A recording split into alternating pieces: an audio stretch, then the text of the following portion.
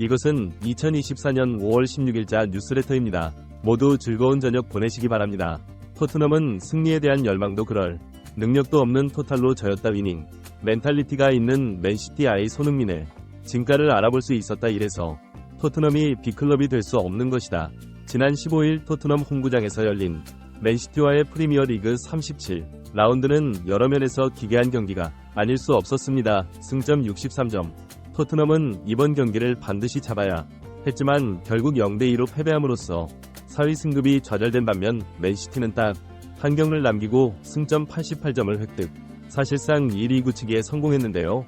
토트넘 못지않게 맨시티의 입장에서도 이번 경기가 중요했던 게 현재 승전 86점 아스날과 박빙의 우승 경쟁을 치르고 있었기 때문에 만약 비기기라도 하는 날엔 리그 연패가 좌절될 수 있는 일촉발휘 순간이기도 했습니다. 그런데 이런 중요 경기에서 토트넘이 실점할 때마다 야유가 터져나왔어야 할 홈관 중속에서 환호가 쏟아졌으며 결정적인 기회를 날려버린 손흥민에 대해선 일부러 득점을 하지 않은 것이라는 이성적 논리가 주목받기도 했는데요. 심지어 일부 팬들은 최근 캐슬의 토날리 불법 베팅으로 선수 자격이 정지됐던 사건을 거론하며 손흥민이 맨시티 우승에 베팅했다 위험한 추측을 내놓기도 했고, 이를 단순 실수라고 두둔하는 팬들은 극소수에 불과했습니다. 실제로 이날 경기장에는 맨시티를 응원하는 토트넘 홈팬들이 꽤 많은 비율을 차지했습니다. 이들은 마치 안티팬들인 맨시티의 응원가를 외치며 토트넘 선수들의 사기를 조화시켰는지가 신들이 응원하는 팀의 챔피언스 리그 진출 여부보다 북런던 라이벌이자 몇십 년을 다퉈온 앙숙인 만큼 아스널의 리그 우승 실패를 더욱 절실히 바랬기 때문입니다. 황당한 건 이런 이유로 정작 토트넘을 진심으로 응원한 건 오히려 아스널 서포터들이 있다는 사실인데요. 아스널의 미드필더 하베르츠는 만약 맨시티 전에서 승리한다면 토트넘의 가장 큰 팬이 되겠다고 말했고, 아르테타 아스널 감독 역시 토트넘이 맨시티를 상대로 승리하길 바란다고 응원했으며 1990년대 활약했던 콜머슨도 토트넘이 시티에 승리할 경우 토트넘의 엠블럼을 타투로 새길 것이라 말할 정도였죠. 하지만 이런 삐뚤어진 생각은 결국 큰 문제를 야기하고 맙니다. 라이벌 팀이 우승하는 건 당연히 뼈 아픈 결과일 수 있지만 그렇다고 해서 홈팬의 자격으로 적팀을 응원하는 게 과연 맞는 행동인가 하는 본질적인 무슨 말이죠. 실제로 인터뷰에서 포스테코글루 감독은 아직 경기가 끝나지도 않았는데 믿기 힘든 일이 벌어졌다며 노골적인 불만을 쏟아냈습니다. 특히 후반 40분 0대1로 뒤진 상황에서 손흥민이 1대1 찬스를 놓치자 넘 팬들이 환호한 것에 대해 쓰레기가 탔다고 비난하면서도 불쾌한 감정을 감추지 않았습니다. 끝으로 관중들이 뭐라든 관심 없다, 나는 단지 클럽에서 이기고 싶고 성공하고 싶을 뿐이라며 그것이 내가 온 이유다. 우리가 늦은 시점에 새 기구를 얻어맞은 건 관중들이 맨시티를 도왔기 때문이라는 등 토트넘이 60년 넘게 우승하지 못하는 이유 중 일부가 팬들에게 지분이 있음을 지적하기도 했습니다. 도무지 승리에 대한 열망이 없는 선수들과 이를 동조하는 팬들 무려 38라운드 진행될 동안 한치의 변화없는 전술로 라이벌 팀들에게 공략법을 읽힌 포스테코글루 감독까지 이런 절망적인 분위기를 반영하듯 손흥민은 이번에도 분노를 폭발시키는 모습을 여러 번 노출합니다. 사실 경기 전 많은 영국 축구 전문가들은 의외로 토트넘의 승리를 예견하고 있었습니다. 이는 늘 맨시티를 만날 때면 200% 능력을 발휘하는 일명 맨시티 킬러 손흥민의 존재 때문이었는데요. 그런데 이날 손흥민은 역습시 빠른 스피드를 활용해 맨시티의 뒷공간을 공략하는 역할을 맡을 것으로 전망됐으며 직접 슈팅을 노리기보다 공격을 조율하는 이선 역할에 치중하는 모습이었습니다. 실제 토트넘이 공격으로 전환할 때 왼쪽 측면에서 드리블,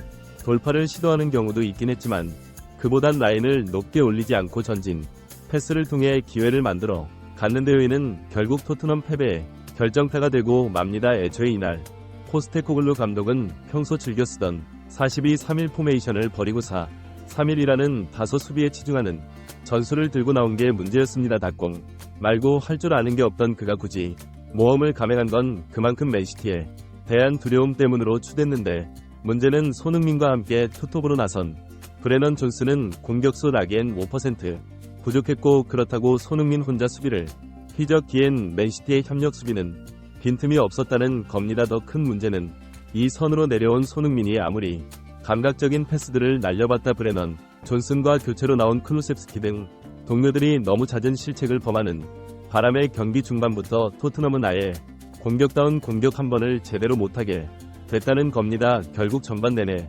이렇다 할 기회를 잡지 못한 손흥민은 후반전부터 자신이 모든 걸 직접 만들어 해결하려 시도하는데요. 놀라운 건 손흥민은 이 과정에서 혼자 맨시티를 페널티 박스 안에 가두며 두 차례 치명적인 기회를 진짜로 만들어냈다는 것. 후반 4분 오른쪽 측면에서 존슨이 땅볼 크로스를 올리자 운전 앞으로 빠르게 쇄도하더니 순식간에 크로스를 잘라 먹으면서 오른발을 툭 갔다 됐지만 골키퍼 에데르송의 선방에 막히면서 아쉬움을 삼켰고, 후반 41분 문제의 장면이었던 1대1 찬스를 만들어낸 과정에서 교체로 들어온 골키퍼 오르테가의 선방로 무위로 돌아가게 됩니다. 결국 공격 포인트와 인연이 닿지 않았던 손흥민은 토트넘의 패배도 막지 못하며 양팀 통틀어 최저 평점인 5.9점을 받고 마는데요.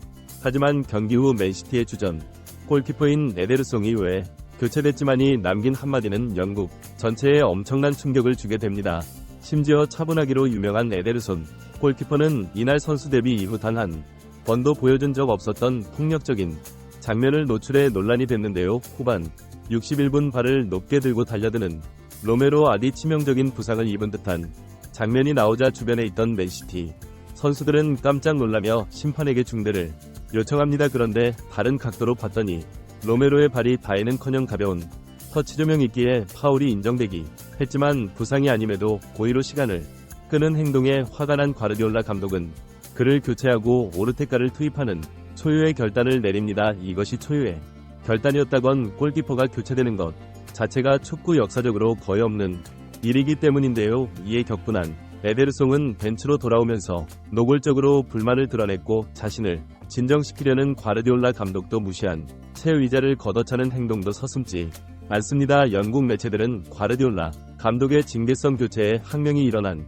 것이라 판단했지만 사실 그가 교체된 진짜 이유는 다름 아닌 손흥민 때문이었습니다. 손흥민은 실제로 후반전 들어 이 선에서 머무는 것이 아닌 직접 공격에 가담하기 시작했고, 에데르송은 손흥민이 작정하고 포트로 나설 시 지금껏 무실점으로 막아낸 경기가 단 한 번도 없었습니다. 후반 41분 오르테가가 몸을 날려 막은 슛도 만약 그 자리에 에데르송이 있었다면 골이 됐을 수도 있었는데요. 실제로 그는 인터뷰에서 이번 경기는 손흥민에게 실점을 하지 않고 끝낼 수 있었던 경기였다. 자신에게 그러한 도전은 큰 의미가 있고 한 번도 중간에 교체 아웃된 적이 없었기 때문에 절망감을 더욱 크게 느꼈다. 우리는 손흥민을 막기 위해 경기가 벌어지기 3일 전부터 특별 훈련을 했고 수비수들과 합을 맞춰가며 무실점을 목표로 달려왔다는 등 교체 자체보다 손흥민과의 대결을 무산시킨 결정에 화가 났다고 말한 겁니다. 하지만 과르디올라의 생각은 달랐습니다.